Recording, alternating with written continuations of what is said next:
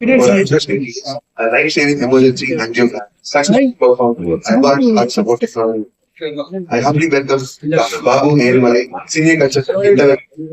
செம்மணிகளுக்கு அனைவருக்கும் வணக்கம். நான் doctor Babu Ermalai, senior infection கரையாளர் சித்த நோய்களில் எம்ஜிஎம்எஸ்கேர் அம்ஜிக்கரை நன்மணி கம்ப்யூட்டர்ல பணிபுரிகிறேன். இன்னைக்கு உங்க எல்லாரும் கூட்டத்துக்கு வந்து ஒரு காம்ப்ளெக்ஸ் ஆஞ்சியோபிளாஸ்டி ஒரு அட்வான்ஸ் ஹார்ட் சப்போர்ட் கூட ஒரு கேஸ் பண்ணிருக்கோம். இது ஒரு சச் எக்ஸாம்பிள் தான். இந்த மாதிரி நிறைய கேஸ் இங்க பண்ணிருக்கோம். இது ஒரு 69 வயதான ஒரு ஜென்டில்மேன். அவருக்கு ஹார்ட் அட்டாக் வந்திருந்தது. பட் ஒரு 2 நாள் கழிச்சு தான் வந்தாங்க. உடனே அவங்க ஹாஸ்பிட்டல் வரல. டிலேட் பிரசன்டேஷன் அப்படின்னு சொல்லுவோம். அது லேட் பிரசன்டேஷன்.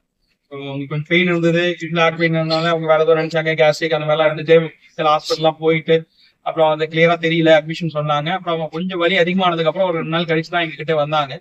ஸோ வந்தோடனே எமர்ஜென்சில பார்த்தோம். ஈஸி பார்க்கலையே அவருக்கு ஹார்ட் அட்டாக்னு தெரிஞ்சிருச்சு.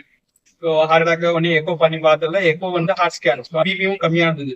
ஹார்ட் அட்டாக் கார்டியோஜெனிக் ஷாக்னு சொல்லுவோம். அதாவது ஷாக்னாலே பி கம்மியா இருந்தா கார்டியோஜெனிக் ஷாக்னு சொல்லுவோம். அவர் வந்த டைம்ல heart attack plus heart function கம்மி. பிபி இன்க்ரீஸ் பண்றதுக்கு கொஞ்சம் மருந்துகள் யூஸ்வலா கொடுப்போம்.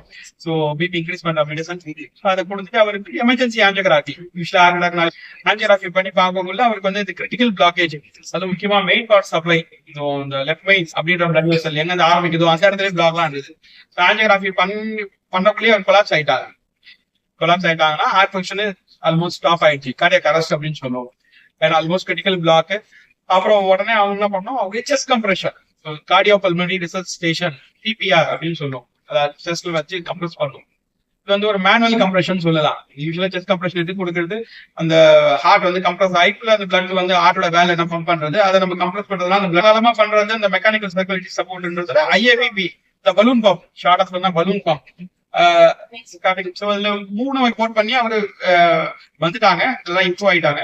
யூஸ்வலா அது 3 வகையான பலூன் சப்போர்ட் இருக்கு. ஒன்னு வந்து யூஸ் பண்றது, செகண்ட் வந்து இப்பலா அப்படின்ற ஒரு சப்போர்ட், அது ஒரு மோட்டார் பம்ப் மாதிரி, கத்திட்டர் மோட்டார் பம்ப் அப்படின்னு கேட்லாப் அப்படின்னு சொல்லுவாங்க.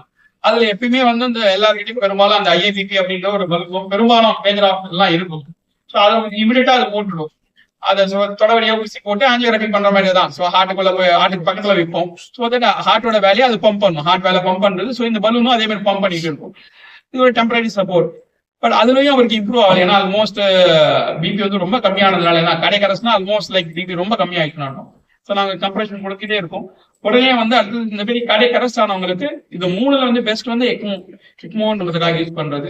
அது மட்டும் இல்ல, அதுல 2 ஃபங்க்ஷன் இருக்கும். இப்போ ஒன்னு வந்து யூஸ்வலா பிளட் ஃப்ளோ போச்சுன்னா லங் வரும், அப்புறம் அந்த ஹார்ட் வந்து அதை பம்ப் பண்ணும். ஸோ அந்த லங்கோட ஃபங்க்ஷன் ஹார்ட்டோட ஃபங்க்ஷன் ரெண்டுமே பண்றது. டோட்டலா ஹார்ட் லங் ஸ்டாப் ஆனாலும் அந்த எக்மோ யூஸ் பண்ணலாம். அவருக்கு வந்து அந்த கொஞ்சம் பிபி எல்லாம் மெயின்டைன் ஆனதுக்கு அப்புறம் ஆல்மோஸ்ட் வந்து இது வந்து ப்ரொசீஜர் பண்றதுக்கு எனக்கு ஒரு 25ல இருந்து பேஷண்ட் அட்டெண்டர் கிட்ட பேசி அவங்க ஓகேன்னு சொல்லி அதுக்கப்புறம் கன்சென்ட் எல்லாம் வாங்கி அதுக்கப்புறம் நம்ம ப்ரொசீஜர் உடனே கண்டினியூ பண்ணோம். அது வரைக்கும் அந்த எக்மோ சப்போர்ட் போட்டுட்டு காம்ப்ளெக்ஸ் ஆஞ்சியோபிளாஸ்டி, ஒன்ஸ் இந்த பிபி எல்லாம் இம்ப்ரூவ் ஆனதுக்கு அப்புறம் காம்ப்ளெக்ஸ் ஆஞ்சியோபிளாஸ்டி அந்த பிளாக் ஓபன் பண்ணோம். அதுக்கப்புறம் ப்ரொசீஜர் முடிச்ச அதுக்கப்புறம் அவங்க ஐசியூல இருந்தாங்க. ஆஞ்சியோபிளாஸ்டி ஏற்படி நல்லபடியா முடிஞ்சது. ஐசியூல மறுபடியும் கொஞ்சம் ஒரு ப்ரொலாங்டு கோர்ஸ் ஏற்படி ஒரு வாரம் இருந்திருப்பாங்க. அதுக்கப்புறம் அவங்களுக்கு தேவையான இன்ஃபெக்ஷன் பிபி மருந்து அதெல்லாமே கொடுத்து இம்ப்ரூவ் ஆகி அப்புறம் வீட்டுக்கு போயிட்டாங்க.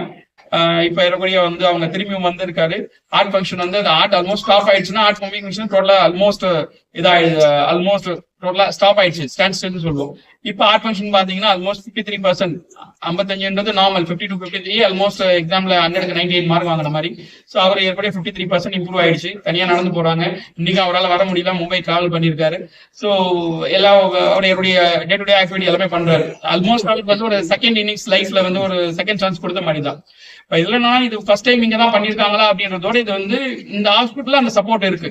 இதே வந்து அவர் வந்து இன்னொரு ஹாஸ்பிட்டல் போயிருக்காங்க, அந்த இடத்துல அந்த எக்மோ சப்போர்ட் இல்லைன்னா இப்ப இன்னைக்கு அவர் இருந்திருக்க மாட்டாங்க.